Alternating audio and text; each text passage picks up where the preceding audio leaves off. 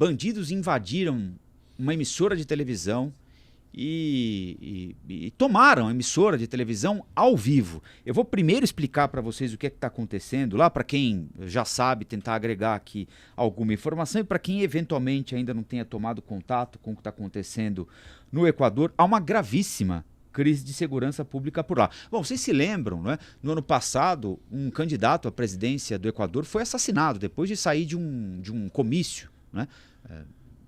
Na calçada ali, ele estava atravessando a calçada, saindo do ginásio onde ele tinha feito um comício para chegar ao automóvel que ia levá-lo para um outro compromisso de campanha. Ele foi executado ali mesmo. Chegaram inclusive a sugerir ou avaliar a possibilidade de suspender o processo eleitoral. O Equador está tomado pela violência. É uma escala diferente daquela com a qual a gente está habituado aqui no Brasil. Em meio à escalada de violência no Equador, que inclui a tomada de uma emissora de TV ao vivo por criminosos, e a gente vai mostrar para vocês daqui a pouquinho a imagem, o presidente Daniel Noboa decretou nesta terça-feira conflito armado interno no país. Vocês imaginem o que é um presidente da República dizer à população o seguinte: estamos em conflito armado interno, em guerra interna.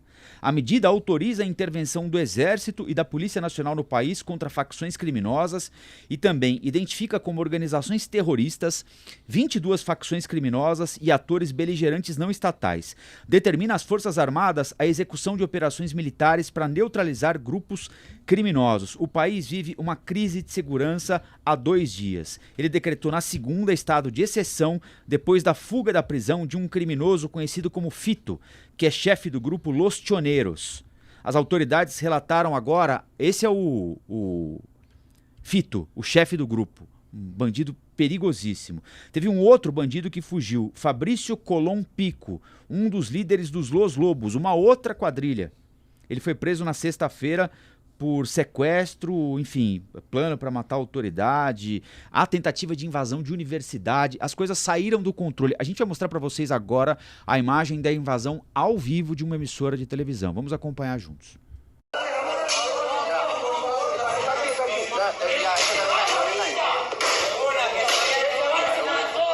Que se vaya la policía, que se vaya la policía, que se vaya la policía.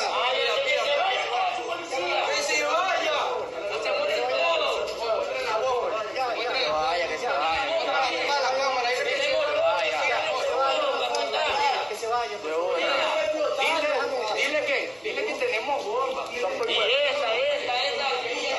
Arriba hay más, dice.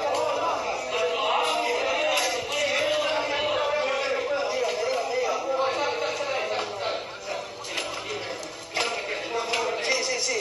Eso, ahora como si fuera que se vaya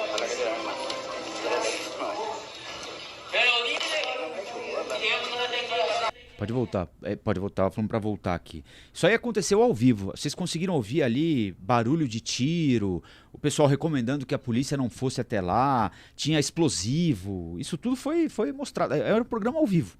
Imaginar um programa ao vivo, você assistindo um programa ao vivo na TV brasileira e acontece isso aí. 1 hora depois, a polícia equatoriana publicou, agora há pouquinho, no seu perfil, imagens que mostram os invasores rendidos, deitados no chão de bruços e com as mãos atadas. Antes, o órgão havia postado vídeos em que atiradores de elite estavam posicionados numa via elevada perto da sede da emissora e pessoas em trajes civis deixando o prédio. Há uma onda de terror no Equador e nós chegamos a essa imagem que parece ficção, né, Urian? Era o que a gente estava conversando aqui antes. O que está acontecendo no Equador? A gente falou muito do Equador no processo eleitoral por causa do assassinato do candidato à presidência da República, substituído pela vice depois. Mas a coisa escalou para um nível, aparentemente as coisas estão fora de controle lá, né, Urian? O que mais me assusta ao olhar essas imagens não é simplesmente ver ali alguém com armas num estúdio de televisão, mas até porque a gente está acostumado a ver isso em outros lugares do mundo.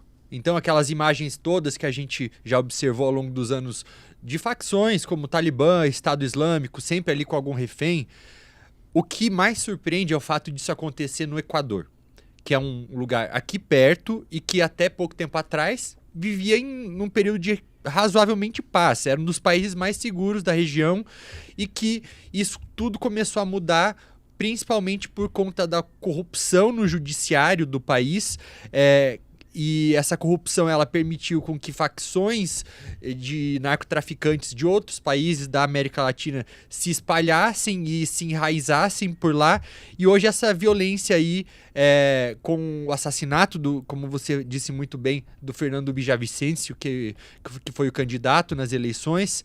E eu acredito que é isso, assim, corrupção principalmente, e que saiu do controle e que pode se alastrar por outros lugares também, caso os países da América Latina aí falhem em criar políticas públicas para evitar com que isso aconteça. O Colombo, eu estava lendo os Los Choneros, né, que é esse grupo criminoso, eles foram fundados ali no início dos anos 2000. O Fito, que é esse rapaz que apareceu há pouco no vídeo, ele é o segundo líder da facção.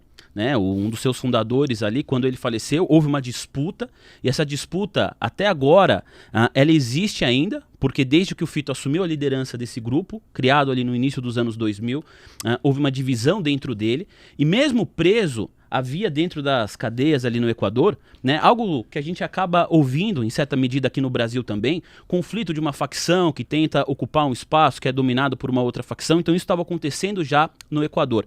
O Fernando Villavicencio, que foi esse candidato à presidência do Equador, assassinado logo depois de um comício, de uma aparição pública, em agosto do ano passado, ele já tinha falado publicamente que estava recebendo ameaça desse grupo de criminosos, justamente porque ele se colocava ali publicamente contra eles, tinha algumas medidas, algumas promessas de campanha para combatê-los. A polícia do Equador entende que esse grupo é um braço armado de narcotraficantes da Colômbia dentro do Equador. Então há um problema interno muito grave, mas também um problema ali de ordem que toca já a América Latina, que não fica mais única e exclusivamente dentro do Equador, e esse criminoso, um dos mais perigosos do país, ele simplesmente some da cadeia.